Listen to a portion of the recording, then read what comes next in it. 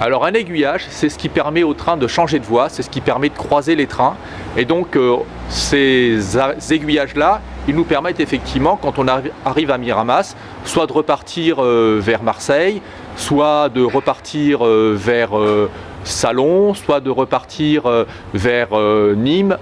Et donc ces aiguillages, qui sont des croisements de voies ferrées, quand il faut les remplacer, on ne peut pas les remplacer un par un, puisqu'en général il en faut plus d'un. Donc on remplace par groupe de 2, 3, voire parfois 4 aiguillages à la fois, d'où ces opérations qui sont en continu. Donc là on a des équipes qui vont se relayer 24 heures sur 24 pendant 72 heures pour assurer le remplacement de ces 9 aiguillages. Pour faire un transport ferroviaire sûr et robuste, il faut des infrastructures de bon niveau, et donc c'est pour ça qu'effectivement on fait ces opérations de renouvellement. Avec ces appareils neufs, on aura une plus grande fiabilité des infrastructures, une meilleure régularité, un meilleur confort des circulations voyageurs et des circulations de fret, puisqu'en fait on a ici tout type de circulation ferroviaire. On a du TER, on a des trains grandes lignes et on a également du fret. Sur ce carrefour ferroviaire qui est la gare de Miramas, on a à peu près 200 trains qui se croisent tous les jours, donc 200 trains qui se croisent quotidiennement.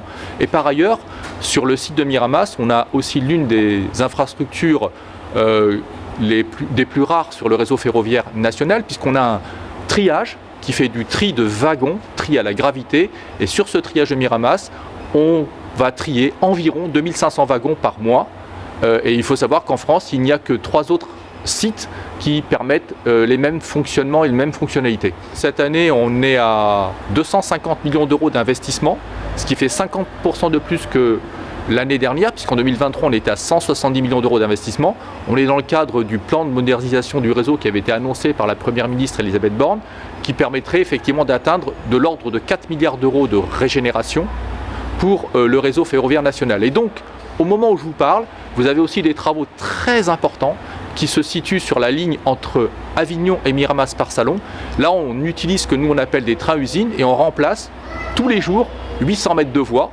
Le chantier va durer de septembre 2024 à juin 2025 et à l'issue de ce chantier-là, on aura 91 km de voies entre Avignon et Miramas par Salon qui seront tout neufs. Et sur ce chantier-là, donc SNCF Réseau aura investi l'équivalent de 60 millions d'euros pour renouveler ces infrastructures.